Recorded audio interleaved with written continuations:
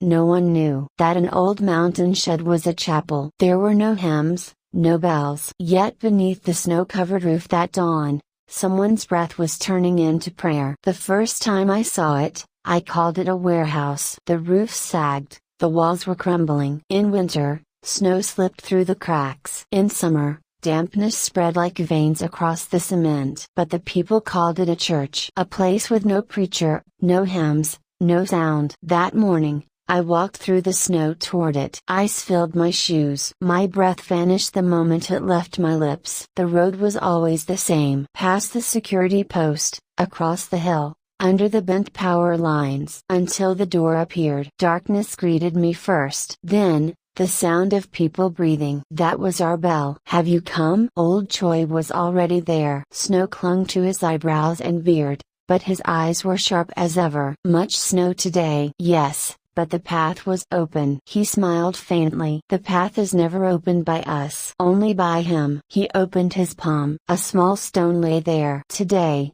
we'll use these." He handed one to each of us. We prayed with stones in our hands. Because lips were dangerous. When lips move, sound escapes. When sound escapes, lives disappear. 15 people gathered. The old, the young, 2 children. Each with a stone resting on their knees. The chill of the stone crept through our palms into our hearts. That warmth was our prayer. And I wondered, is this truly worship? No songs, no sermon, no scripture. Only breath. 4 counts in, 5 counts out, 1 pause. And within that pause lived every confession, fear, and hope. Snow pressed heavily on the roof. Then footsteps just above us.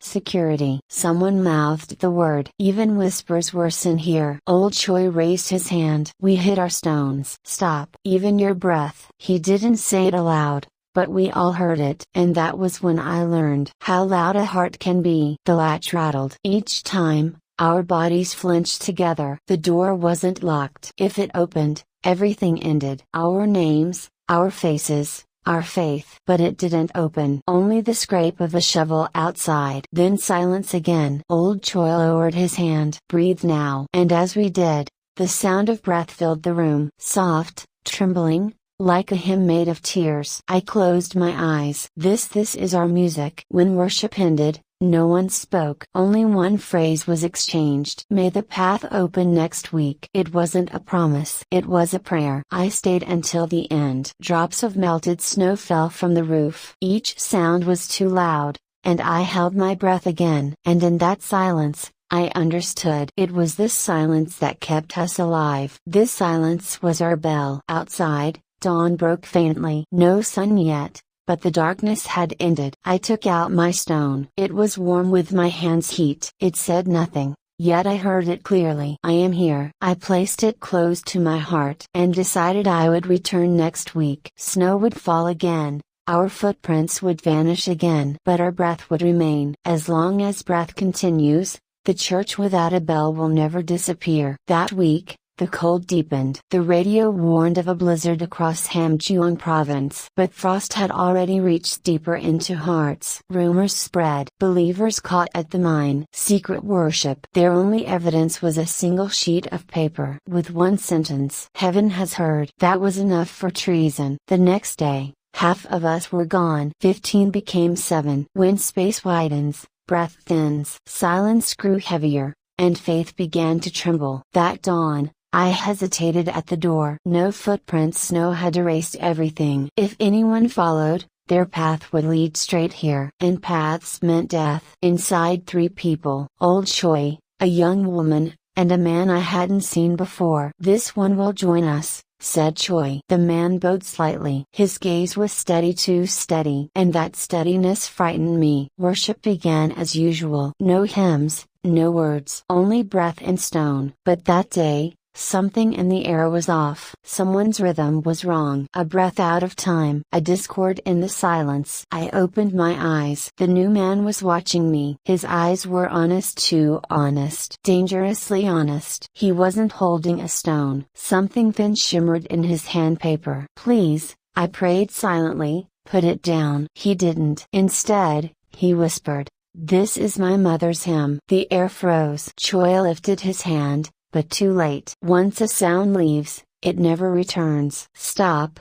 Choi mouthed. But the man continued, eyes closed. I couldn't hear the words, only the rhythm. A melody made of breath. When it ended, Choi said nothing for a long time. His eyes glistened with what might have been tears. This is a dangerous sound, the man bowed. I know. But she was taken while singing it. So I must finish her song. His voice did not tremble. It was the calm of someone who had already lost everything. And I wondered, does worship mean silence? Or does it mean preserving the memory inside the silence? After that day, I began breathing with his rhythm. It felt like a hymn and a confession. And I feared that one day, that breath would be discovered. Days later, after worship, as we descended the hill, the man followed me. Your breath, he said softly, it's like a writer's. I froze. How do you know? He smiled faintly. Because it counts words, not time. He paused. Could you write that breath down? That's dangerous. Still someone must. Then he vanished into the snow. That night, I couldn't sleep. Each drop of melting snow on my floor became a sentence. And I wrote one down. Where hymns disappear, records are born. My hand trembled. Ink spread,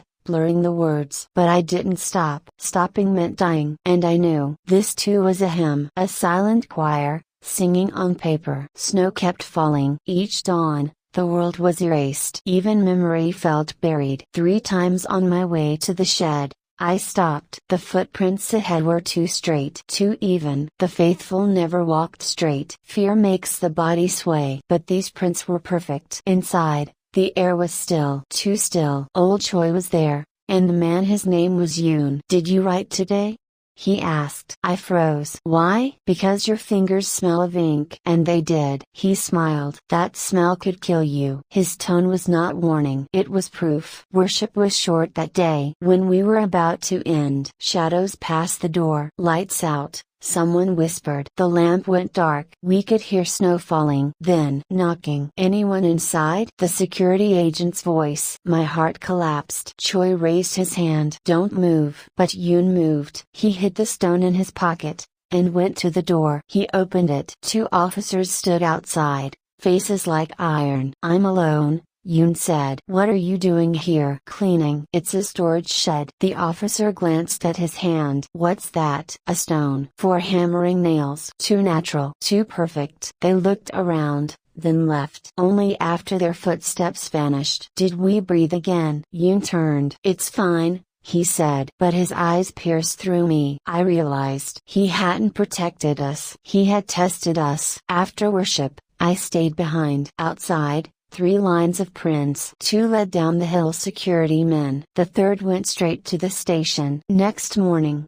I was first to arrive. On the floor, a soaked envelope. Red ink bleeding through. If you don't stop, all will die. The handwriting was his. I knew then. Yoon wasn't one of us. He was a recorder too. But of a different kind. The kind who counts breaths to erase them. That night, I burned my pages. The smell of ash filled the room. Yet I felt no relief. The letters still glowed beneath the soot. I realized this was not the end. There are 2 recorders, I wrote in my mind. One who writes to remember, and one who writes to erase. I dipped my finger into the ash and made a single dot on white paper. Not a word, not a mark. Just a trace that refused to vanish. My last form of faith. The snow eased. But people's eyes turned wider. Rumors again. Another man taken. His roof hiding damn papers. That week, worship began early. Old Choi brought a tin can filled with stones. We understood. Today, there would be no hymn. Only judgment. Today, no words, he mouthed. 1 stone for faith,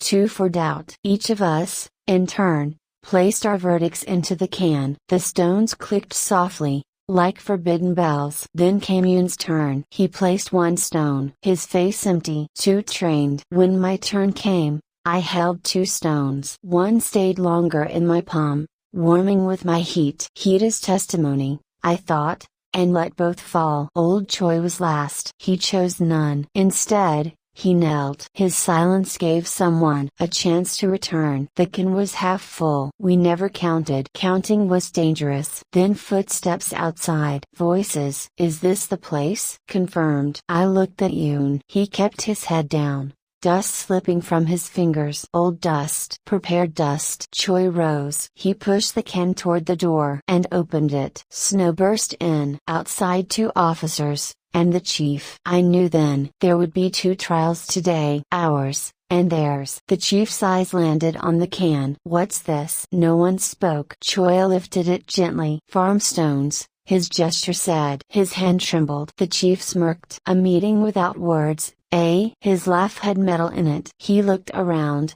then pointed. You, he said to Yoon. You're the informant, aren't you? Silence cracked open. For the first time, Yoon's expression broke. Not in fear, but in relief. He said nothing, and his silence filled the room like confession. Old Choi stepped forward. I am responsible. Responsible?